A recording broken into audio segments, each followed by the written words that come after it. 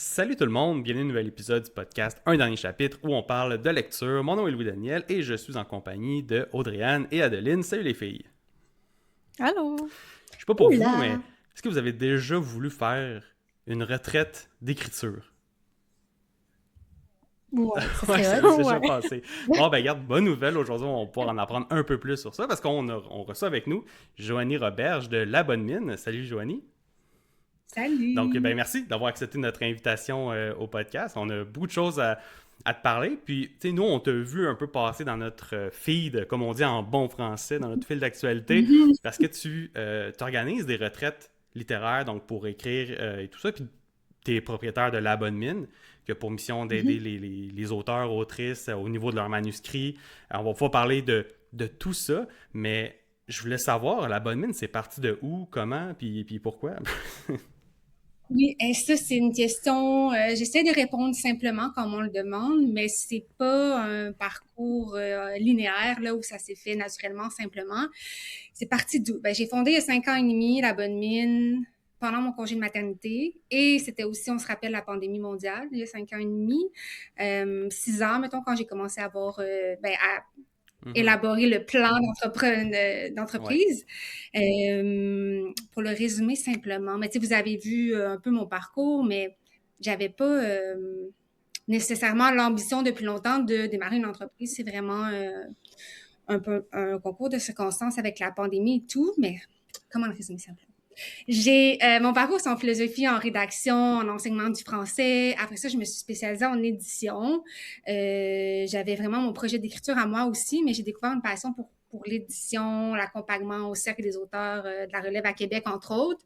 Mais vraiment, l'idée est partie d'un moment où j'ai fait moi-même évaluer mon manuscrit, parce que tu as parlé de Mhm. retraite et tout, le principal service, on lit les manuscrits, on commente pour aider l'auteur à l'améliorer avant d'envoyer à une maison d'édition. C'est vraiment le premier service qu'on avait avant de développer toutes les autres sphères. Donc, j'avais fait évaluer mon manuscrit et j'avais eu une mauvaise Puis tu l'avais fait évaluer expérience. dans une maison Ah ouais. d'édition ou quelqu'un comme toi, tu sais, qui Non, avait non, sa non. business, puis que...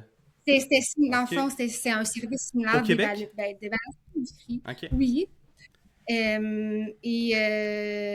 Pour faire une histoire courte, c'est la maison de la littérature à Québec qui m'avait recommandé de faire ça parce que j'avais participé à un concours avec mon manuscrit, puis j'avais pas eu j'avais pas gagné. C'était un mentorat avec Mhm. une bourse, mais il m'avait dit, on croit beaucoup en ton manuscrit, on est sûr que ton manuscrit va trouver sa maison d'édition, mais vu que nous, on peut pas t'accompagner, tu pourrais avoir recours à un service comme ça pour le peaufiner avant de l'envoyer à une maison d'édition. Et je trouvais ça super intéressant d'avoir un genre de feedback éditorial avant de commencer un travail éditorial avec une maison d'édition plus officiellement. Et là, je veux pas. Ouais. J'en parle parce que l'idée est vraiment venue de là, mais c'est pas pour dénigrer l'autre service. Mais moi, ça me rajeunissait pas parce que c'était juste une liste de choses à améliorer sans perspective de Mhm. compréhension. Tu sais, quand on a un auteur puis on veut améliorer le manuscrit, la personne qui nous accompagne, que ce soit l'éditeur, un coach littéraire, on veut d'abord sentir qu'elle comprend notre démarche, notre histoire, l'histoire qu'on raconte. Sinon, on n'est pas vraiment ouvert aux commentaires. Ouais, il Là. faut que ce soit quand même Il faut. une approche personnalisée, puis... Oui, parce que si tu comprends pas comment bref, donc j'avais trouvé le ton très très scolaire, justement très universitaire. Voici toute la liste de choses à améliorer, et le résultat est que j'ai mis mon manuscrit de côté et que finalement je me suis concentrée, j'en suis responsable, c'est pas la faute d'une personne, mais sur le coup ça m'a démotivée et je me suis concentrée sur l'édition. J'ai travaillé en maison d'édition aussi à la présélection des manuscrits et tout.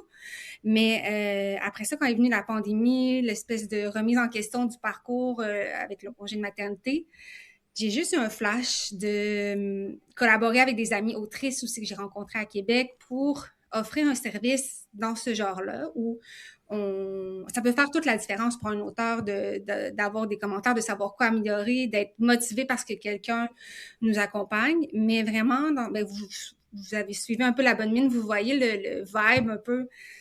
accessible, décomplexé. Tu sais, on peut parler de littérature, d'écriture sans que ce soit intimidant ou formel. Donc, c'était vraiment ça l'idée OK. de... de voir si ça pourrait intéresser des auteurs. Et donc, ça a commencé avec ce service-là, qui était le tout premier service, avec Marianne Brisebois, l'autrice que vous connaissez De nom, peut-être, ouais, ouais, qui ouais. s'est Mhm. dès le début, là, je dirais, ça faisait 3 mois que j'avais démarré ça avec d'autres autrices de Québec qui m'ont aidée, dont Elisabeth Barry-Lessard, autrice jeunesse. Donc, je veux leur donner Un petit crédit de comme la ça. leur dire allô parce que ça, je pense pas qu'une entreprise, un auteur peut offrir un accompagnement littéraire, mais pour avoir une entreprise où on offre à un plus grand nombre, il faut qu'il y ait différentes expertises. Moi, je prétends pas pouvoir tout lire, tout accompagner. C'est pour ça qu'il y a plusieurs collaboratrices avec leur expertise. Donc voilà, c'est parti de là et là, c'est brique par brique, on a décidé de créer des ateliers. Donc, un atelier à la fois, on a bâti un programme d'écriture, vraiment toujours axé sur le roman. On fait un peu d'autres, on touche à d'autres manuscrits, mais vraiment axé roman. Ouais. Donc, au fil des années, on a tout le temps pensé à comment accompagner, motiver les auteurs de la relève, mais les auteurs de tout âge qui travaillent sur un premier roman. Donc, plus tard, sont venues les retraites d'écriture dont tu parlais Ouais, tantôt ouais. aussi. Ben, c'est ça, là, pour... Ça Ben ouais, commence. non, c'est une bonne description. Puis c'est ça, tu sais, pour un auteur, moi, je m'imagine un auteur qui commence, qui débute. Tu sais, là, il travaille aussi, ou elle travaille quelque part pour payer ça, puis elle sait pas si elle peut faire de ça un métier.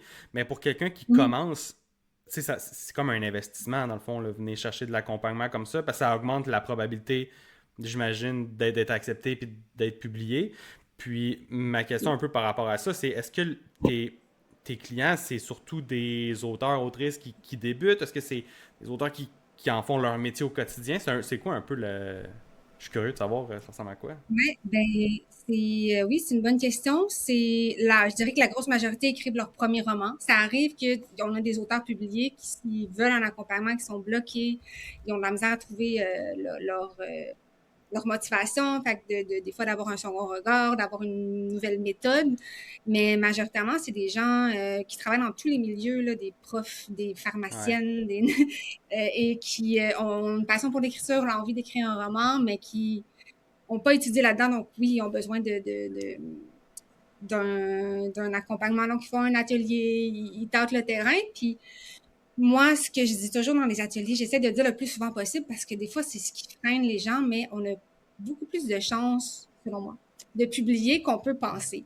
C'est parce qu'on entend tout le temps les statistiques, Ouais. les maisons d'édition, ils vont lire une fraction des manuscrits qu'ils reçoivent, 1% va être accepté, ces chiffres-là, mais dans les manuscrits reçus, il y a vraiment peu de manuscrits qui ont vraiment du potentiel, qui ont été retravaillés. Il y a beaucoup de monde qui envoie un peu, je dirais pas n'importe quoi, mais quelque chose qui a été fait rapidement. Donc, quand on est sérieux dans notre démarche, même si on n'a pas d'expérience, mais qu'on est passionné puis qu'on met le travail, ben on a quand même beaucoup de chances de trouver une maison parmi les environ 200 maisons d'édition au Québec. Il y a ça aussi, il faut trouver la bonne maison, mais il y en a énormément de livres qui se publient au Québec et très peu je dirais, de manuscrits aboutis qui sont envoyés aux maisons d'édition. Mais oui, donc, mais je suis aussi surprise de voir qu'il y a la majorité des gens travaillent dans d'autres domaines, mais il y a beaucoup de gens qui ont des maîtrises, des fois des doctorats en littérature, mais qui veulent une méthode très Ouais. concrète. Des fois qu'on est trop dans les théories littéraires, concrètement, comment on fait notre plan de roman, comment on construit nos personnages, c'est pas, c'est dans le concret là, du milieu littéraire québécois aussi, parce qu'il y a certaines particularités au Québec. Ben, justement, par rapport à ça, particularité au Québec, vu que tu nous en parlais un peu, parce qu'on a fait quelques entrevues aussi avec des auteurs, autrices, puis on parle souvent de au Québec, c'est très contemporain. Puis il y a beaucoup cet Mm-hmm. angle-là présentement, tu sais, Marie-Christine Chartier, Jean-Philippe Barry-Guérat, on est beaucoup dans qu'est-ce qui se passe à Montréal, dans les cantons de Montréal, c'est beaucoup ça. Quand je pense à la littérature québécoise, je pense à Montréal, puis qu'est-ce qui se passe, fait que tu sais, moi je vois ça. Beaucoup d'autofiction aussi, Ouais, donc aussi. autofiction, c'est des Ou des personnages essais, tu sais, montréalais. fait que... Mais, euh, mais il y a beaucoup, ça c'est peut-être les livres les plus connus, mais je pense que comme tu disais dans le questionnaire, ou en tout cas j'ai vu que il y a aussi beaucoup de plus en plus de Mm. fantastique, il y a d'autres genres les genres hybrides qui mélangent deux genres de romans. Ça c'est le fun parce que les maisons d'édition prennent des risques, mais oui, fiction contemporaine au Québec, des fois, c'est juste des vagues. Les autofictions sont très populaires. Mais Les ça, lecteurs aiment ça ça. j'allais dire, est-ce que c'est parce que les maisons d'édition acceptent plus ce genre de livre-là que, mettons, du fantastique? ou c'est ils font, ben j'imagine que ça va ensemble, là, mais les gens, c'est ça qu'ils veulent, fait que c'est ça que les maisons d'édition laissent plus passer. Mais il y en a plus, c'est ça, parce que c'est fantastique, c'est littérature de genre. Il y en a, mais il y a quelques maisons d'édition au Québec. Parce que une autofiction, à la base, c'est un roman. Donc, n'importe quelle maison d'édition qui publie des romans peut publier une autofiction. Mais je pense que pour un premier roman, beaucoup de gens vont puiser, c'est un peu naturel, normal, dans leur expérience, dans leur traumatisme, dans ce qu'ils ont vécu. Donc, ça fait en sorte que beaucoup de premiers romans, et là, c'est vraiment pas tout le monde, là, il y en a qui c'est complètement fictionnel. D'ailleurs, Marianne, ma collaboratrice, elle vient de sortir sa première autofiction, mais avant ça, elle a sorti 6 romans qui sont des pures fictions. Marie-Christine Chartier aussi, tu l'as mentionné, elle a fait plusieurs fictions avant d'écrire sa première autofiction l'année passée. Mais oui, la narration plus crue, un peu calquée des fois sur l'oralité, on retrouve de plus en plus ça dans les romans québécois. Les maisons d'édition osent plus aussi, il y a peut-être 10-15 ans, il y avait peut-être plus de règles à suivre, mais là, ouais, c'est vrai, roman qui se passe à Montréal, très, Le très ancré langage, dans... c'est écrit en québécois, là, tu le vois là, avec nos Oui, abréviations, nos expressions, tout ça, là, oui, c'est très... très, ouais. très ancré dans notre culture au Ouais, Québec. c'est ça. Puis justement, quand tu disais les particularités du Québec par rapport peut-être à d'autres pays ou d'autres types de... Est-ce qu'il y en a qui te viennent en tête ou on a pas mal fait le tour? Mais là, tu sais, je vais dire Ouais, ça ouais, ouais. comme ça. Prenez pas mes mots. J'ai pas fait d'études ou vérifié les sources juste avant. Je savais pas qu'on avait parlé de ça, mais par exemple, aux États-Unis, il y a plus de narration à la troisième personne. Tu sais, ça a l'air d'un détail, là, mais prenez justement fiction contemporaine, c'est souvent, pas toujours, mais souvent au jeu. Tu sais, on est vraiment dans l'intimité du personnage, souvent autofiction justement au jeu, la narration, mais aux États-Unis, même dans les romans jeunes adultes, coming of age, tout ça, euh, là, c'est juste mon observation. Il y a beaucoup plus de romans à la troisième personne, un peu esprit cinématographique. Et en France aussi, un peu plus. Au Québec, c'est ça. Juste la narration, je trouve, au jeu, le langage, c'est sûr, plus axé sur l'oralité. Il va avoir moins ça en France, même s'ils ont leur langage slang et expression familière. Mais là, je suis pas experte des romans français de France, mais ouais, au Mhm. Québec, OK. très récit intime au jeu. On aime rentrer dans l'intimité du personnage, Ah, dans l'aspect sans filtre. Ouais. OK. Intéressant. Puis là, disons que si on revient aux retraites d'écriture, comment ça Oui. fonctionne? Parce que je me suis toujours demandé, c'est quoi les gens, est-ce qu'il y a un objectif un peu de partager ce qu'on écrit ou c'est vraiment d'être focus puis d'écrire non-stop? Tu sais, comment ça marche un peu ce genre d'événement-là que tu proposes là, chez La Ben, Bonine? oui, ben c'est ça. Ça a été une longue réflexion. Puis là, on en a fait 3. Il y en a, on va essayer de les faire plus rapprochés parce que c'est très populaire. Les gens, on dirait qu'ils ont ce besoin-là justement pour donner un élan à leur projet. Mais c'est de trouver l'équilibre parfait entre les connexions parce que justement, qu'est-ce que les gens peuvent aller se louer une chambre d'hôtel ou aller dans un chalet par eux-mêmes. S'ils s'inscrivent à une retraite qui nécessairement va être plus chère que si tu payes juste ta chambre d'hôtel, ben de ce que je constate, les gens recherchent des connexions là, avec d'autres personnes qui écrivent, sortir de la solitude Ouais, de c'est vrai que ça a l'écriture. l'air être très, très, très solitaire là, comme. Oui, il y en a qui ont la chance d'avoir des amis qui écrivent, donc qui se font des séances dans des cafés, mais de ce que je vois, la majorité des participants, des clients, des auteurs qu'on accompagne, ils sont les seuls qui écrivent dans leur entourage, donc c'est très, c'est ça, ils prennent le samedi, ils prennent des soirées seuls. Là, de voir, c'était surtout des femmes là, dans les 3 retraites. Il y a eu un homme sur 3 retraites, fait que je vais dire Mhm. elle, et de voir plein d'autres femmes qui écrivent. Il y avait Marie-Lou aussi qui était là à la dernière retraite, Marie-Lou Etier, qui a publié le roman fantastique La Nuit des Vices. Elle, c'est intéressant parce qu'elle est venue à la première retraite comme cliente, en guillemets, elle travaillait sur son premier manuscrit. Après ça, on l'a accompagnée aussi à la bonne mine, mais elle avait aucune idée qu'elle allait publier. Et là, à la deuxième, troisième retraite, elle était là en tant qu'autrice publiée. Donc, c'est inspirant aussi pour les gens de voir, elle a travaillé fort, elle a vraiment pris ça au sérieux, elle a fait des retraites, des ateliers et elle a réalisé son rêve de publier. Donc, oui, les gens, on espère d'avoir un équilibre en temps d'écriture parce que c'est quand même important qu'ils repartent en ayant avancé leur projet. Ouais, Là, ouais, ouais. ça s'appelle une écriture, il faut écrire, mais d'avoir des moments encadrés qui favorisent les échanges et la motivation entre les participants. Donc, l'échange en petits groupes. Il y a toujours un cabaret littéraire le samedi soir, en tout cas le deuxième soir, où les participantes vont lire un extrait de leur roman. Hey, ça doit être stressant, cette boîte. Mais oui, mais c'est ça. Même moi, tu sais, je participe bien sûr, donc je donne des ateliers et tout, mais de lire devant les gens, c'est extrêmement stressant. Mais là, on donne un petit verre de mousseux à tout le monde Ah ouais, puis ça qui veut déjeunait en un boire. petit peu, là. Mais il y a une fébrilité, là. À chaque fois qu'on le fait, les gens, c'est sûr, sont stressés. Il y en a des fois qui disent ah, moi, je vais juste écouter, je le ferai pas. Finalement, on voit l'ambiance, on voit l'énergie, puis tout le monde a toujours participé. Puis après, elles sont tellement contentes de l'avoir fait. C'est libérateur. On dirait que ça te.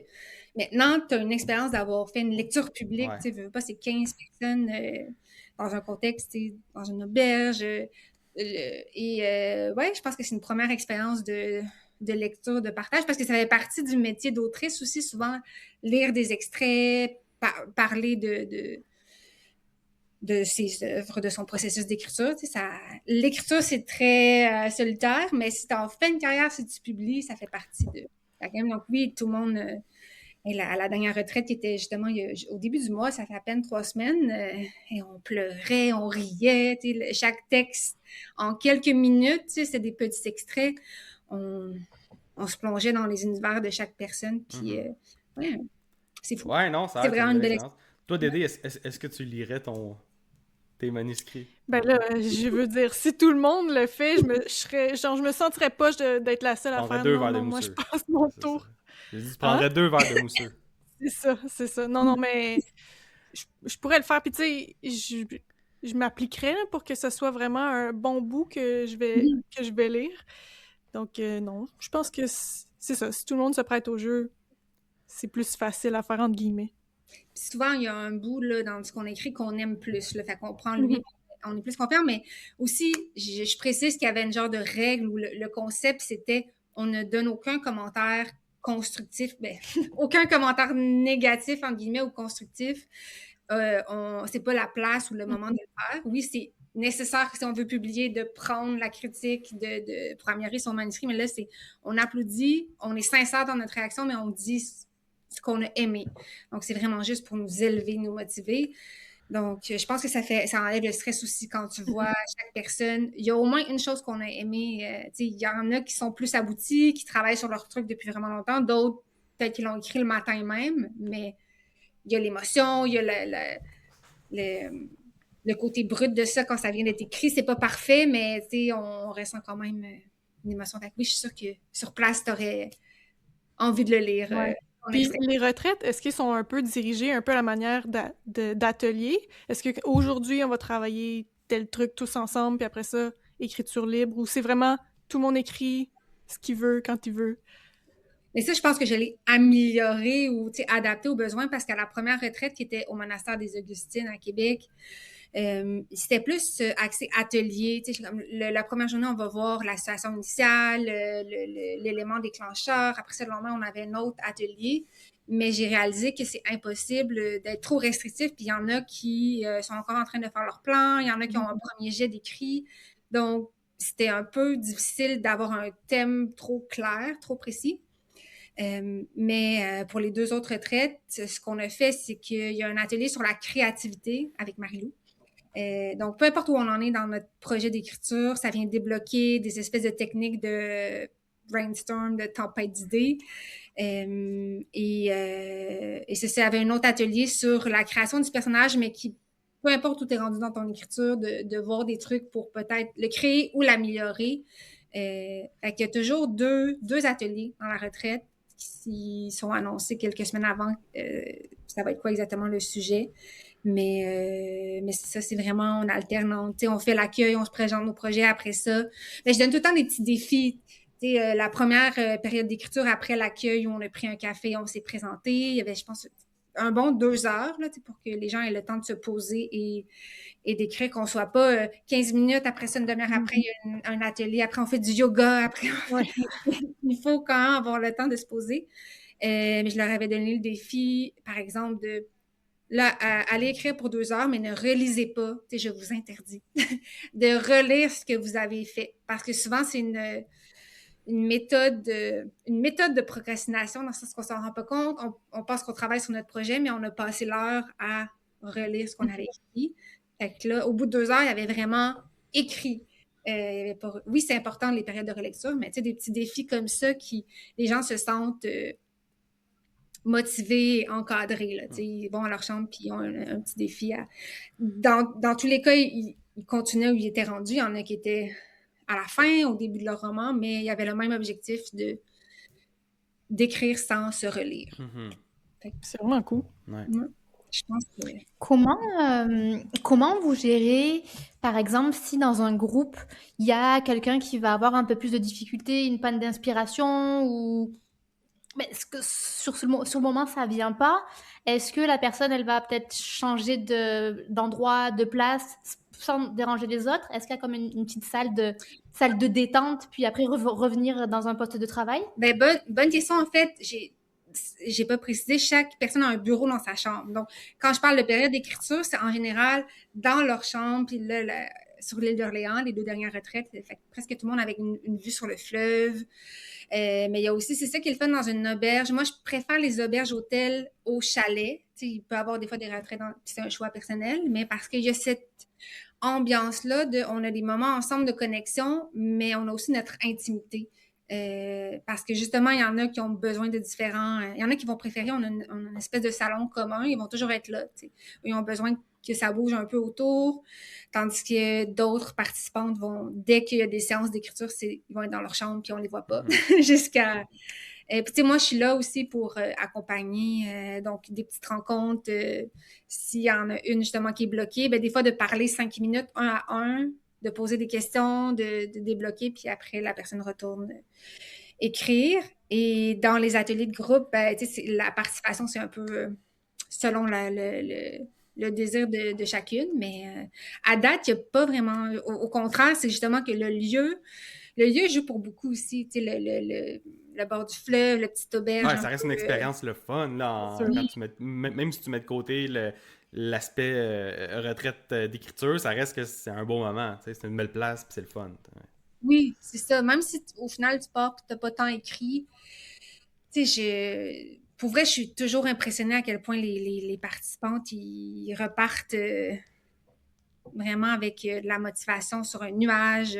À chaque fois, je me demande est-ce que ça va être aussi... Est-ce que la magie va opérer comme j'écris, là, si vous suivez les publications. Mais puis des fois, on regarde les photos puis les belles publications puis on se dit « Ah, c'est sûr qu'ils exagèrent, là, ça doit pas être si... si agréable. » Mais en tout cas, pour les retraites à date, on a été chanceuse aussi parce que la cohésion du groupe qui est présent, ça fait le succès de la retraite aussi. Mais je pense que nécessairement, quand tu prends du temps, tu investis de l'argent, tu fais la route pour te rendre à une retraite d'écriture, tu arrives là, puis tu es pleinement investi. Tu veux passer un bon moment, tu veux donner le meilleur de toi-même. Et peu importe les personnalités, il y a toujours des gens plus introvertis. On s'assure que tout le monde soit à l'aise. C'est pour ça qu'il y a des sous-groupes de discussion dirigés. Il y en a pour qui c'est un gros défi là, de dire je m'en vais avec 14 inconnus sur l'île d'Orléans, puis je dois lire, partager, parler. Je sais là, que c'est... Il y en a pour qui c'est stressant. Là. Non, c'est sûr. Mais c'est très, très cool comme expérience. Ouais. J'aimerais ça en suivre une comme ça, parce que souvent, en étant participante aussi, parce que là, c'est sûr que moi, je suis dans la gestion constante de la retraite, mais c'est que je remarquais que souvent, les espèces de retraites d'écriture offertes, ça va être pour des auteurs publiés, là, ça va être des bourses, des trucs comme ça, des retraites créatives, mais il y en a d'autres là, qui existent. Mais je voulais vraiment que ce soit ouvert à toutes et tous, mais axé vraiment sur le roman. Parce que la première, je ne sais pas si vous lisez beaucoup, je ne sais pas si vous écrivez, mais si les projets d'écriture sont trop variés, ça devient dur d'avoir des discussions intéressantes parce que c'est le fun de parler de création, mais il y a vraiment quand même des codes, des éléments spécifiques au roman qui nous permettent que ce soit plus constructif d'avoir 2 jours ensemble Ouais. à parler Ah, mais c'est le fun de savoir que ça motive le monde, puis que les gens ils sont prêts à lire un peu ce qu'ils écrivent en premier, parce que, pour répondre à ta question non plus, moi j'écris pas vraiment, fait que j'ai pas eu cette expérience-là, mais d'avoir parlé avec des gens qui ont fait ce travail-là, d'écrire un livre ou des livres, j'ai l'impression que, puis ça c'est ma perception des choses, là, mais c'est que, tu sais, pour avoir quelque chose qui fait du sens, qui est bon, faut comme tu sortes beaucoup de stock, puis qu'après ça, tu viens retirer ce qui est moins bon, ce qui est pas bon. Fait que j'ai l'impression que quand tu viens lire un peu ton premier jet ou un travail devant du monde, il faut prendre en considération que écrire, selon, encore une fois, selon ma perception, c'est que tu sors bien des affaires, puis après ça, il faut que t'enlèves pour le peaufiner pour rendre ça beau. T'sais. Ben oui, mais tu le nommes bien que ce que les gens même qui écrivent un premier roman puis ils tombent en processus éditorial, ils réalisent pas toujours, c'est que tu sais, réécrire, là, c'est-à-dire éditer le texte, c'est beaucoup effacer.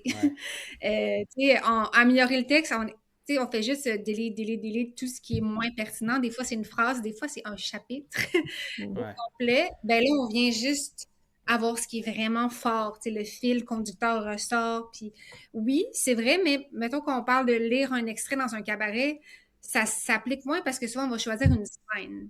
C'est vraiment une scène qui est forte.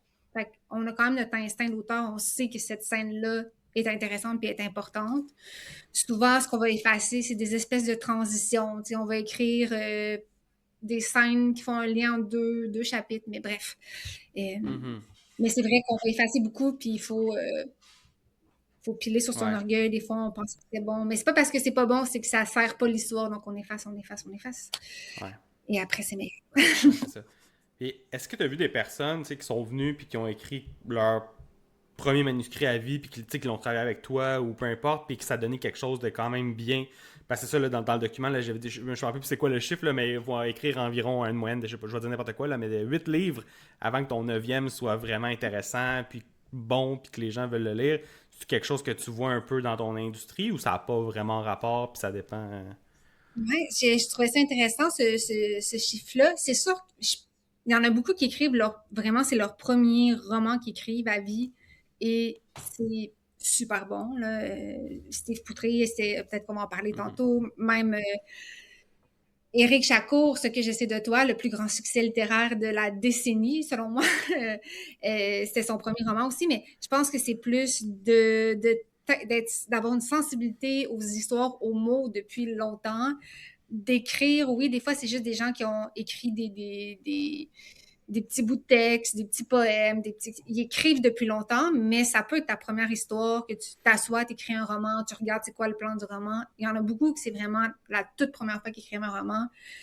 Et ils sont publiés, puis c'est quand même un succès, mais ils ont toujours un intérêt pour les mots et une sensibilité aux mots. Ça, je pense que c'est vrai. Tu peux pas être dans un tout autre domaine, pas vraiment lire, ou lire beaucoup, mais pas t'intéresser à l'écriture. Et là, soudainement, avoir un projet d'écriture et que ça fonctionne, je pense que c'est vrai. Il faut écrire beaucoup, mais pas nécessairement avoir écrit plusieurs versions ou plusieurs différents romans avant que ça fonctionne. Je sais pas Ouais, si tu ouais, ouais. comprends. OK. Ouais. Fait que, tu sais, si ça peut donner confiance, espoir, il y en a beaucoup, là, ils ont un projet d'écriture, ils s'y mettent, c'est le tout premier roman et Puis ça peut ça fonctionner. fonctionne. Ouais, c'est ça. Mm. Ben, justement, en as-tu des belles expériences d'accompagnement d'auteurs que tu as accompagnés? Ben là, c'est ça, avec Steve Poutré, je pense qu'on vient de parler. Mm-hmm. Je pense qu'il y a eu quelque chose par rapport à... ma caméra, elle a des... à me flouter, mais c'est pas grave. As-tu des belles expériences par rapport à des accompagnements ou des trucs qui t'ont marqué durant ta carrière?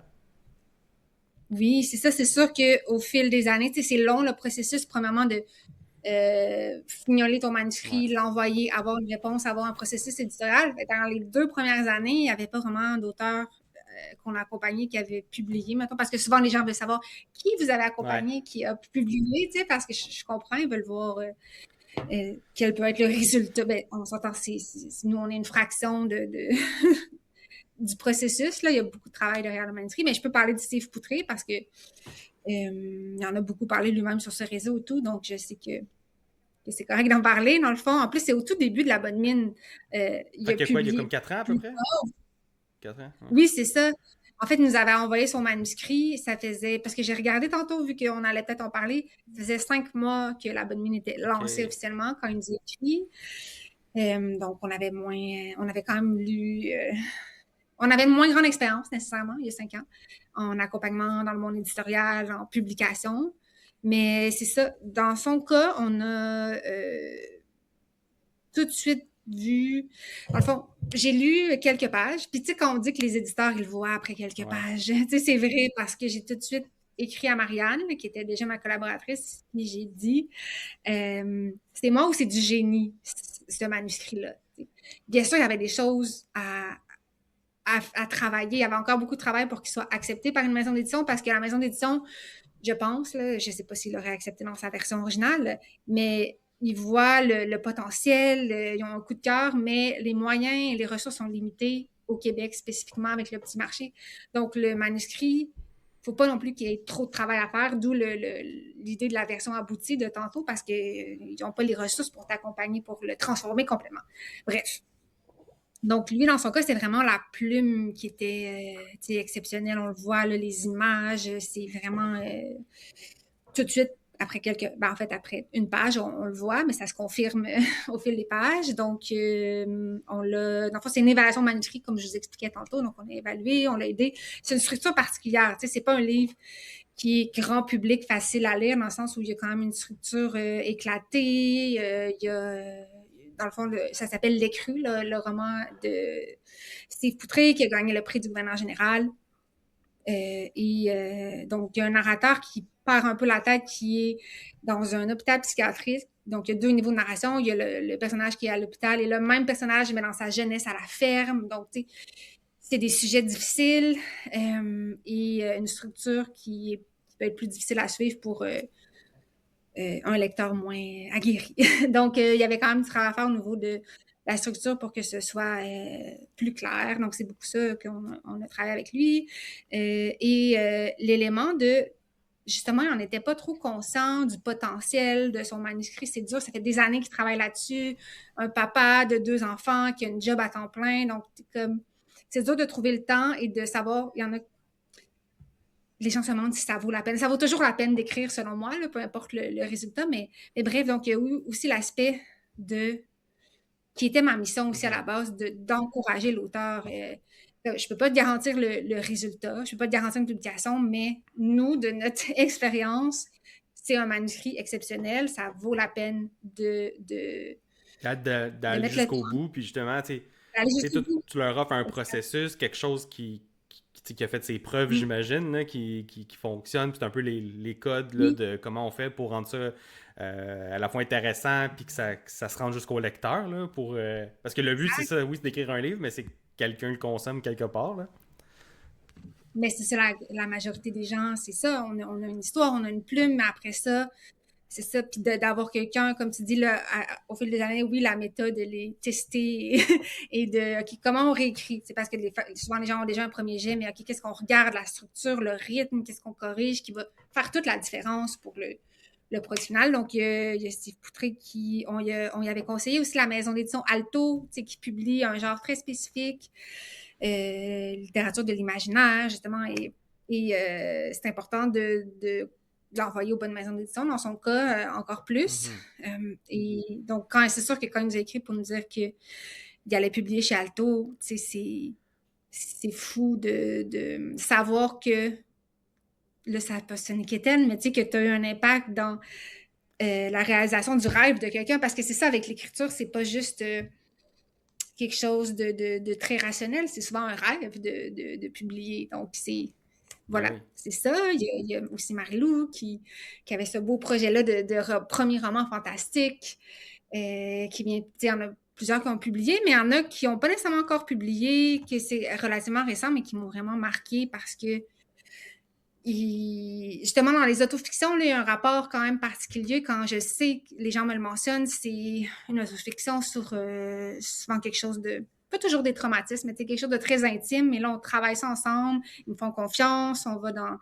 fait qu'il y a comme un lien qui s'installe, qui est privilégié quand tu accompagnes un auteur dans la réécriture souvent de son roman. Ouais, non, c'est ça, ok. Fait que t'as quand même. C'est ça, je l'avais pas vu de même, que c'était. Ben, c'est ça, là, mais tu sais, que t'accompagnes des gens à réaliser leurs rêves. Fait que c'est vrai que, ben, des gens qui. Ben, Dédé, t'en as déjà parlé, là, que tu voulais écrire Mhm. un livre et tout Mhm. ça. Fait que j'avoue que tu peux être la personne qui accompagne puis qui aide à pousser ça jusqu'au bout. Ça peut être quand même. Ça fait partie de ta paye, là, j'imagine que ça. Ben oui, c'est ça. Tu sais, quand les gens écrivent dans leurs remerciements ou quand ils écrivent une dédicace, une fois que le livre est publié, ce livre n'aurait pas existé sans toi. Tu sais, c'est pour vrai, c'est quasiment comme si moi, je publiais moi. Tu sais, Ouais. le sentiment qu'on a quand on reçoit un oui d'une maison d'édition, je trouve ça ouais, vraiment parce que tu sais, il y a beaucoup du travail. On lit des manuscrits, il y en a que c'est quelques chapitres, des premiers jets, donc il y en a, c'est sûr, il y en a plein, bien sûr, qu'on n'a pas trop de nouvelles pendant un bon bout, donc c'est moins concret. On est humain, on aime ça, voir l'aboutissement d'un projet. Donc, il y a cette satisfaction-là aussi d'avoir vu le travail en chantier, puis là, le livre existe, Mhm. là, on le signe dans nos mains. Ouais. Puis tout ce travail d'accompagnement-là que tu fais, puis les retraites d'écriture, les ateliers, toi, ça t'a pas donné le goût personnellement de reprendre ton manuscrit que tu avais laissé de côté, puis vraiment d'essayer d'aller jusqu'au bout de la chose? Oui, oui, c'est sûr que c'est un projet, là, ça commence à faire vraiment des années. Mais c'est ça, c'est intéressant comme question. Oui, je l'ai toujours en tête, puis je prends des notes pour l'améliorer, bien sûr, à la lumière aussi de mon expérience des dernières années. Je comme, faut que j'applique les conseils. Là. En plus, Ben c'est ça. oui, oui, c'est une autofiction, fait que je le relis, puis je suis comme, oh mon Dieu, j'ai fait toutes les erreurs d'autofiction, là, classique à l'autofiction, que tu écris un peu, des fois, au moment où ça se passe. Moi, c'est une expatriation, entre autres, là, en Australie.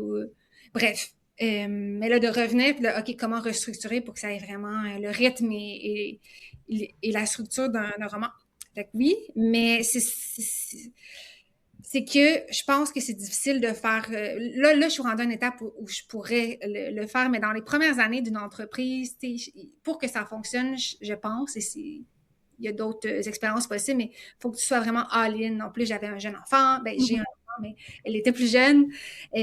Donc, vraiment, tout mon temps, toute mon énergie a été mis à la bonne mine, à développer l'expertise de l'édition aussi, qui était quand même nouvelle là, quand j'ai fondé la bonne mine. Donc, j'étais en mode avoir des expériences en maison d'édition, m'associer à des auteurs, des éditrices. Donc, c'est ça. J'ai mis mon énergie et mon temps sur développer la bonne mine et cette expertise-là. Mais oui, c'est sûr que dans un avenir rapproché, là, j'y pense de plus en plus ces temps-ci, donc c'est drôle que tu me poses la question. Je veux reprendre mon manuscrit et tu sais, il y a le premier jet d'écrit, là, le réécrire et l'envoyer à la bonne maison d'édition. Ouais. Ben oui. Ben, on te souhaite que ça fonctionne. Merci. Ouais, c'est quand même un gros projet, ça. J'imagine que quand t'as terminé, là, tu sais, quand c'est fait, puis là, tu l'envoies, qui est là, ah, parfait, là, c'est plus entre mes mains, c'est plus de mon sort, ça doit être libérateur, stressant, mais t'es comme, ok, au moins j'ai fait ma job, là, puis après ça, j'attends. Oui, oui, mais quand les auteurs m'écrivent que j'accompagnais, puis qui, justement, là, ils ont eu les commentaires, ils l'ont retravaillé, puis ils m'écrivent, je l'ai envoyé à les maisons d'édition. Juste ça, c'est un moment, c'est un accomplissement en soi d'avoir mené le projet Ouais, peu jusqu'au importe ce qui bout, arrive, tu l'as fait, là. d'avoir envoyé dans l'univers, puis après ça, ben, il y a le timing, il y a plein de facteurs, mais moi, je pense un bon manuscrit va éventuellement, peut-être pas du premier coup, mais va éventuellement trouver sa maison Ouais, d'édition. ouais. Mm. Puis, qu'est-ce que tu conseillerais à quelqu'un, justement, qui souhaite écrire un livre, commencer à écrire? Est-ce qu'il y a quelque chose qui te vient en tête sur une base, là, grosso modo, là, on sait que c'est pas du... Normalement, ça peut être du cas par cas, mais grosso modo, est-ce qu'il y a quelque chose que les gens devraient s'attarder ou se focusser un peu plus quand on veut commencer à écrire? Ouais, mais ça sera pas une réponse très sexy nécessairement, mais c'est vraiment la structure du roman. C'est parce que je pense que des fois, on a une idée un peu romantique de l'auteur qui va avoir une belle plume, qui écrit. Puis là, il y avait une question aussi sur est-ce qu'on a un plan et tout. Il y a des auteurs qui vont dire non, moi, mes personnages me dictent Mhm. l'histoire, alors À j'écris la et ça Stephen vient. King, là. Stephen King, lui, c'est que ça, là. Oui. Sinon, il dit qu'il veut pas écrire parce que c'est plate. Ben oui, c'est ça. Puis des fois, c'est comme, c'est plus des Ouais. exceptions que des. En tout cas, mais c'est une autre question, l'idée du plan, là. Mais parce que c'est un peu lié à ça, parce que moi, je pense que on peut écrire sans plan. on sait, il y en a des exemples, mais il faut comprendre très bien la structure du roman, et qui est simple au fond, mais qu'on dirait qu'on se dit, ben là, j'ai pas aller étudier la structure du roman avant d'écrire mon roman. On se plonge souvent tout de suite, j'ai une idée, je lis beaucoup, j'aime écrire, mais de prendre le temps, et je le vois, vous ne pas avec la bonne mine, les gens font « Ah oui, l'atelier structurer son roman », le temps qu'on sauve en réalisant comme « Ah ouais, il me manquait quand même des éléments pour que ce soit vraiment une histoire ».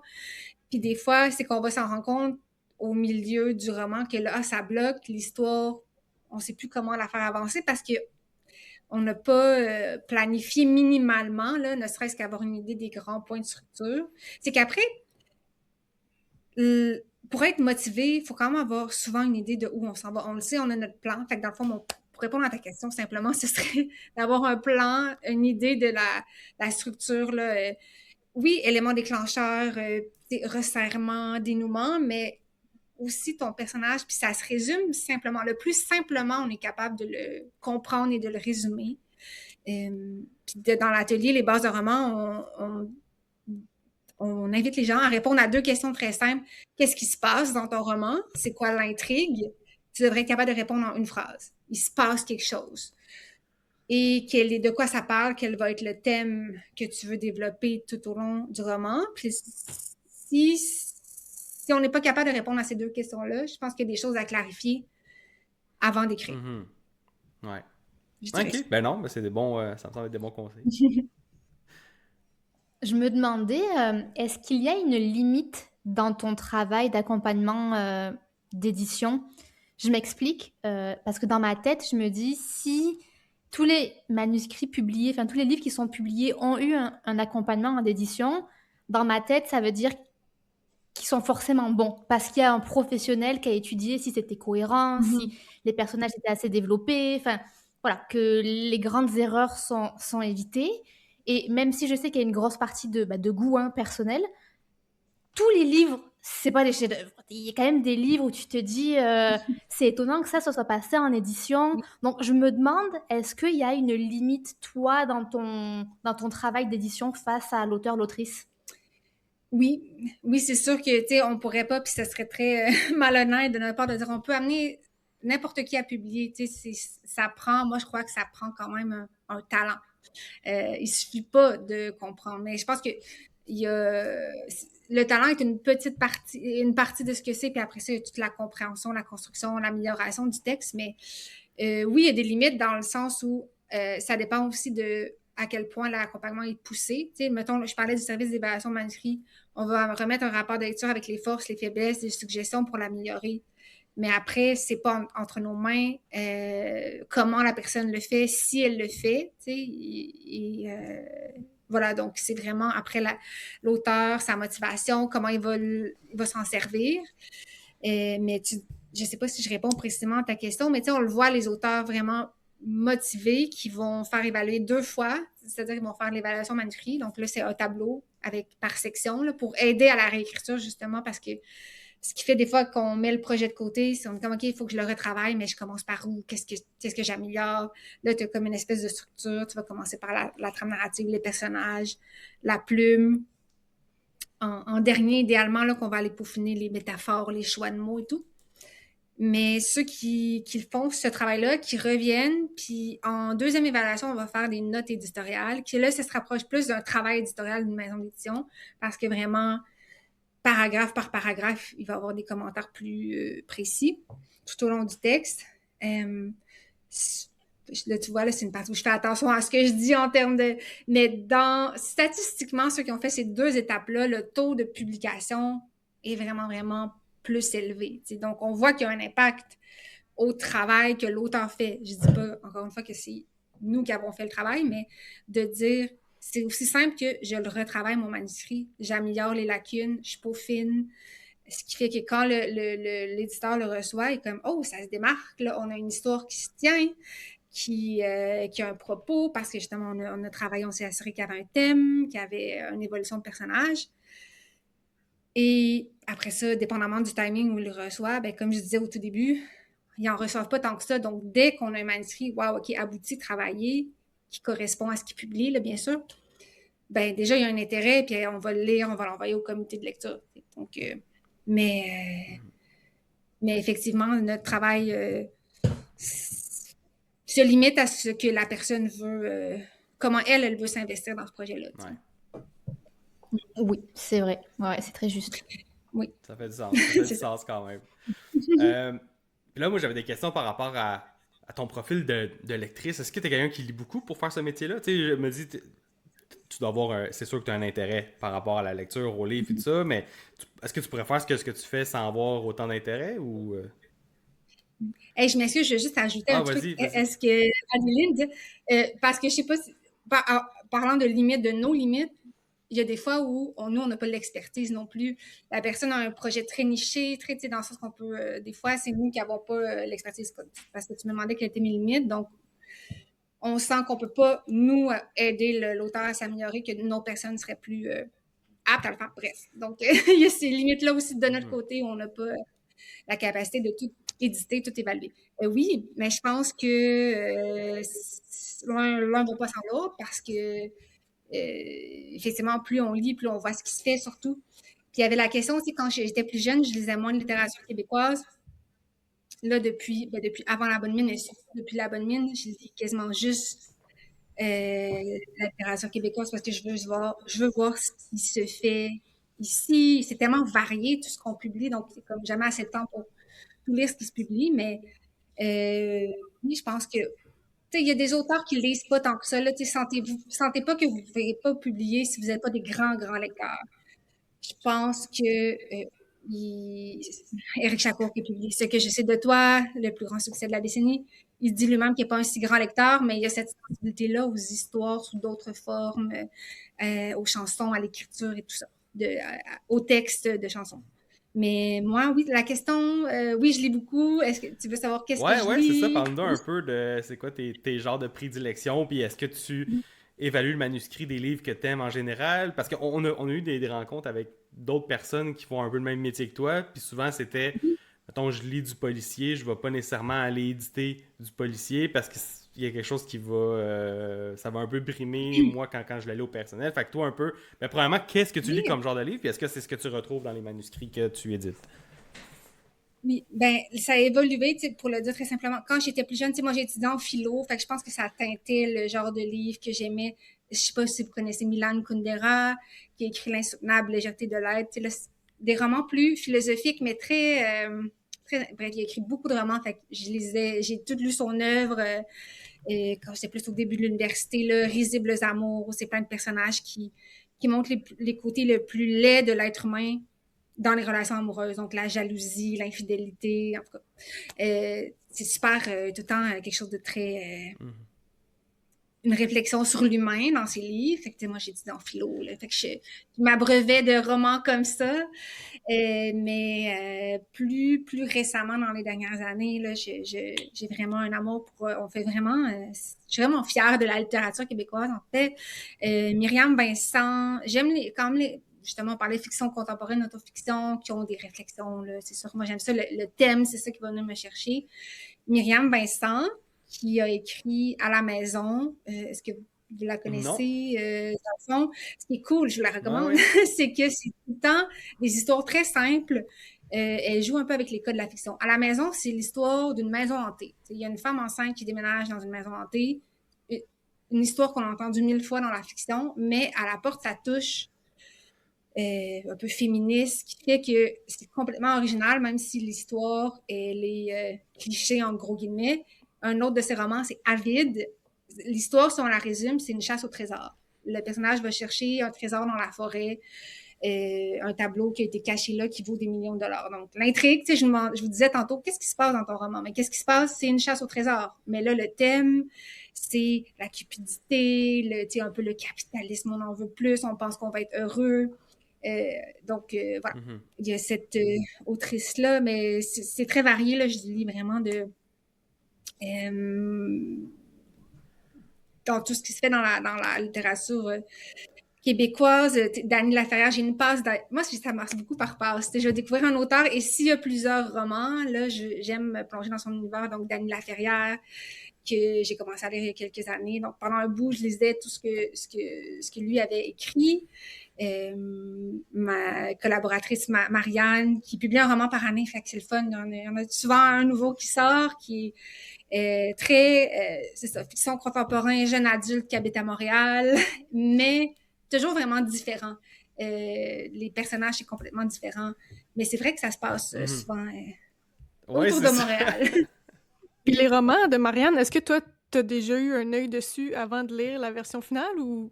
Non, c'est intéressant. Non, il y a Anne-Marie Turcotte, qui est une autre collaboratrice, qui j'avais évalué son roman La Terre maternelle avant qu'il sorte, et là, en tout cas, là, d'autres projets. Mais avec Marianne, il y a comme... Mais elle aussi, il faut savoir, justement, on parlait d'écrire, elle écrit très vite, sans plan, mais elle comprend très bien les codes du roman. Donc, tu sais, ça va vraiment... Et là, elle a un lien quand même avec... elle aimerait pas ça que je dise ça, mais c'est un peu une autrice vedette de la maison d'édition. Donc, ces manuscrits doivent être acceptés comme tout le monde, mais non, Marianne, on se parle, on se donne nos avis, mais je vais pas le lire son manuscrit avant qu'il sorte. Ben, c'est le fun, moi j'aime ça l'acheter puis que ce soit... Ben oui, une surprise. Surprise, ouais. Oui. En version finale, tout déjà... Oui, c'est ça, là, parce que on lit souvent les manuscrits en chantier, mais c'est le fun. Ouais, en chantier, ouais, c'est ça, tout est en construction, il y a des bouts, je comprends. Au moins, t'as la meilleure des expériences là, quand tu le... Oui, exact. Puis, est-ce que tu lis un peu de fantastique ou tu restes pas mal philo puis contemporain? Ben, j'aime bien le réalisme magique. Ben, là justement, j'essaie de m'ouvrir à différents genres avec La Bonne Mine. Le fantastique, c'est plus Marianne qui l'évaluait avant, juste par intérêt personnel. Mais j'ai accompagné Marie-Lou qui, justement, a écrit un roman fantastique, mais qui est... ben, elle le décrit elle-même comme une porte d'entrée dans le fantastique, donc c'est peut-être moins complexe que d'autres briques pour les lecteurs aguerris. Mais oui, j'ai découvert un univers que j'aime, donc je veux en lire plus, puis aussi développer cette expertise-là en guillemets. J'aimerais ça pouvoir en évaluer plus, mais en ce moment, je pourrais pas dire que je connais bien ce genre. Mais c'est ça, le réalisme magique, c'est intéressant aussi, des romans très réalistes dans lesquels il y a des touches de magie, comme exemple, Après Céleste, qui est un roman sorti aux éditions Ta Mère, où c'est vraiment très, très réaliste, là, une jeune femme qui est en deuil prénatal, là, qui a fait des fausses couches. Et là, soudainement, il y a une forêt magique qui pousse dans le sous-sol, et là, on rentre dans un univers un peu, je dirais pas fantastique, mais ça, c'est réalisme magique, donc ça vient mélanger ces deux univers-là. Tu sais, quand je disais au tout début, la littérature québécoise, il y a de plus en plus de codes qui sont enfreints. Là, on va mélanger les genres. Donc ça, je trouve ça intéressant. Des fois, ça surprend quand tu le sais pas. Mais c'est ça qui est le fun. T'es comme, ah, OK, ça s'en va là. Il y a une forêt magique. Un roman qui était très, très fiction contemporaine au début. Ouais, tu sais. c'est ça.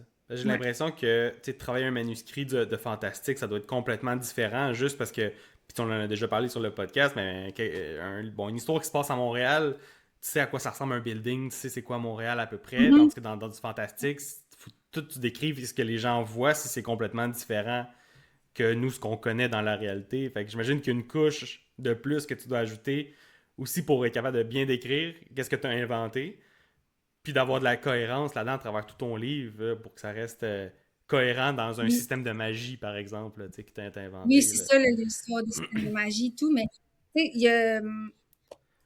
Par rapport au fantastique, ça ressemble aussi un peu à la dystopie. Justement, on en parle beaucoup dans les ateliers quand on évalue les manuscrits. C'est un peu les mêmes règles qui s'appliquent, mais qui sont plus règles. Il n'y a pas de règles, mais de conseils aux romans, à tous les romans, mais qui sont plus durs à réussir dans des romans où il y a un univers, comme tu dis, qui n'existe pas, qu'il faut faire comprendre aux lecteurs, que ce soit encore plus dans le fantastique, mais aussi dans une dystopie. Et dans un des ateliers, je donne l'exemple de 1984, là, le monde dystopique où le gouvernement a pris le contrôle, les gens se font espionner. Le défi, c'est qu'on découvre l'univers, mais sans se le faire expliquer. Ouais. Ça, c'est pas dans tous les romans, mais dans le fantastique, on n'a pas le choix à certains moments. science-fiction fantastique d'expliquer certaines choses. À un moment donné, les gens ne peuvent pas comprendre le système de magie si on l'explique pas, mais que ça passe toujours par des scènes, par un personnage, des petits bouts d'explication, mais vraiment imbriqués dans des scènes. Puis ça, même sans être un expert, parce qu'on n'en évalue pas assez pour se dire expert du fantastique, on le voit quand ça cloche quand même. Tu as le premier chapitre qui est beaucoup d'explications. On sait que ça va faire décrocher le lecteur. Vous en lisez beaucoup de ce que je comprends. Fantastique, c'est pas mal plus notre ouais, créneau. Ça. Mais c'est intéressant de savoir aussi qu'est-ce qui se fait d'autre. Puis on a quand même lu quelques livres aussi québécois récemment, justement. On veut s'y mettre un peu plus, nous aussi. Mais si vous êtes fan de fantastique, c'est une bonne nouvelle parce que on en reçoit vraiment plus, juste en 5 ans. Là, donc, il s'en écrit plus. Là. La maison d'édition où Marie-Lou a publié, c'est comme une nouvelle maison d'édition qui veut commencer à ouvrir le créneau fantastique. Donc, je pense qu'il y a une espèce d'élan là, pour le fantastique au Québec. Il s'en écrit plus parce que nous, on en reçoit plus. Et les maisons d'édition sont intéressées par ça. Donc, je pense que dans quelques années, vous allez pouvoir lire plus québécois parce que j'imagine que vous lisez beaucoup des romans américains. Pas mal que ça. L'américain au UK, là, c'est pas mal anglais. C'est ça. Mais ouais, je pense que vous allez avoir plus d'options québécoises bientôt. C'est une bonne nouvelle, ça. Ben oui. Je sais pas si je suis biaisé parce que quand... les premiers romans que j'ai commencé à lire, c'est quand j'étais au primaire, secondaire. C'était du Amos d'Aragon puis du Anne Robillard. Puis je me demande, moi, de mes souvenirs au Québec, le fantastique était présent quand j'étais jeune, mais c'est parce que c'était les livres que je voulais acheter puis que les contemporains, il y en avait encore plus puis je le voyais pas. Est-ce que c'était vrai? C'était plus des romans jeunesse? Oui, c'est ça, Amos d'Aragon, c'est ça, puis Anne Robillard avec Chevalier d'Émeraude. Je pense que c'est plus là, le créneau adulte aussi qui s'ouvre, parce que dans le jeunesse, je pensais vrai qu'il y en avait plus, mais là, Marie-Lou, c'est un peu à la frontière entre les deux. C'est adulte, mais c'est jeune adulte, mais quand on reste passionné, on peut lire des romans jeunesse en étant adulte, mais c'est le fun que ça s'ouvre. Ouais, c'est ça.